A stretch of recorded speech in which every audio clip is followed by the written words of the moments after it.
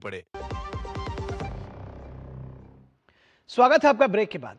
और देश के अलग अलग हिस्सों से आए चुनावी नतीजों के बाद अब सत्ता गठन की सरगर्मियां तेज हो गई हैं।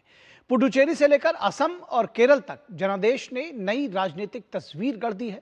कहीं एनडीए बहुमत के साथ वापसी कर रहा है तो कहीं सत्ता परिवर्तन ने सियासी समीकरण बदल दिए हैं। ऐसे में अब सबकी निगाहें नई सरकारों की गठन और अगले नेतृत्व पर टिकी हैं। केंद्र शासित प्रदेश पुडुचेरी में विधानसभा चुनाव में एनडीए को दोबारा बहुमत मिलने के बाद सरकार गठन की प्रक्रिया तेज हो गई है। केंद्रीय पर्यवेक्षक डॉक्टर मनसुख मांडविया और केंद्रीय सह पर्यवेक्षक निर्मल कुमार सुराना की मौजूदगी में भाजपा कार्यालय में मीटिंग हुई, जिसमें केंद्र शासित प्रदेश के वर्तमान गृह और खेल मंत्री ए नमसिवियन को बीजेपी विधायक दल का नेता चुना गया। पुडुचेरी में एनडीए सहयोगी दल एआईएनआरसी ने 12 सीट और भाजपा ने 4, अन्ना द्रमुक और एलजेके ने एक सीट पर जीत हासिल की है। कांग्रेस के नेतृत्व वाले गठबंधन ने 6 सीटें जीती हैं, जिसमें कांग्रेस ने 1 और द्रमुक 5 सीटों पर विजयी हुई है। तमिलनाडु में भारी जीत हासिल करने वाली टीवीके के नेतृत्व वाली गठबंधन ने 2 सीट जीती हैं। एनवाईएमके ने 1 सीट और 3 निर्दलीय उम्मीदवारों ने भी चुनाव में जीत हासिल की है। थट्टन चावड़ी विधानसभा सीट से एआईएनआरसी उम्मीदवार एवं मुख्यमंत्री एन रंगास्वामी विजयी हुए हैं। वहीं असम विधानसभा चुनाव में प्रचंड बहुमत हासिल करने के बाद भाजपा ने सरकार गठन की प्रक्रिया तेज कर दी है। इसी क्रम में भाजपा ने केंद्रीय पर्यवेक्षकों की नियुक्ति भी कर दी है। गुवाहाटी में भाजपा राज्य मुख्यालय में घटक दलों की बैठक हुई, जिसमें आगे की रणनीति पर विचार विमर्श भी हुआ। आसाम के जनता का जो आशाएं है, अपेक्षाएं है, उसको हम एक एक करके जो हमने उनको प्रोमिसेस किया है, जो संकल्प पत्र, जो मैनिफेस्टो हमने बनाया है, मैनिफेस्टो के हर एक विषय प्रायोरिटी के साथ हम उसको इम्प्लीमेंट करेंगे। पार्टी ने असम में विधायक दल के नेता के चुनाव के लिए केंद्रीय मंत्री जेपी नड्डा को केंद्रीय पर्यवेक्षक और हरियाणा के मुख्यमंत्री नायब सिंह सैनी को सह पर्यवेक्षक नियुक्त किया है।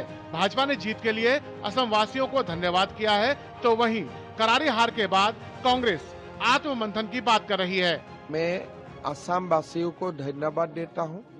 आपने प्रधानमंत्री जी का ऊपर जो कॉन्फिडेंस दिखाया, हम लोग बहुत ही ग्रेटफुल है और असम में विकास का गंगा बहते रहे, इसलिए भारत सरकार और असम सरकार डबल इंजन सरकार काम करेगा। कुछ दिन बाद हम अपने सारे कैंडिडेट्स और विनिंग कैंडिडेट्स को गुवाहाटी में बुलाएंगे, उनके साथ हमारी बैठक होगी। असम में भाजपा को स्पष्ट और निर्णायक जनादेश मिला है। 126 सदस्यीय विधानसभा में भारतीय जनता पार्टी 82 सीटें जीतकर लगातार तीसरी बार सरकार बनाने जा रही है।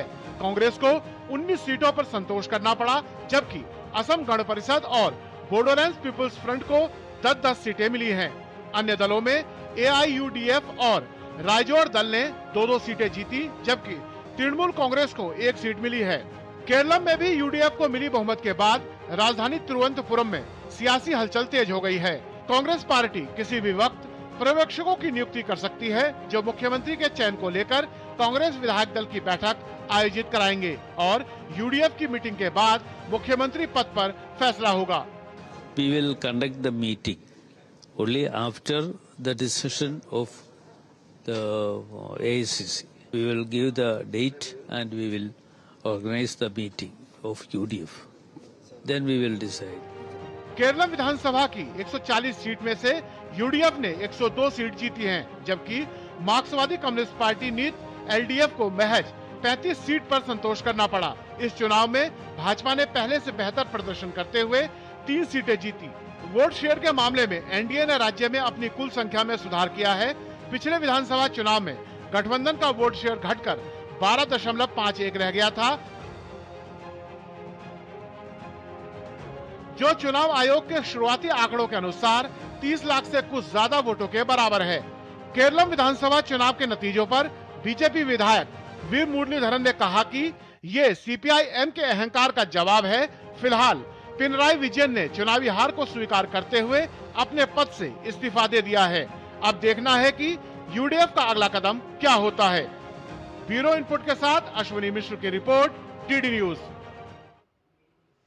और यहां रुकेंगे एक ब्रेक के लिए। ब्रेक के बाद जब वापस लौटेंगे तो आपको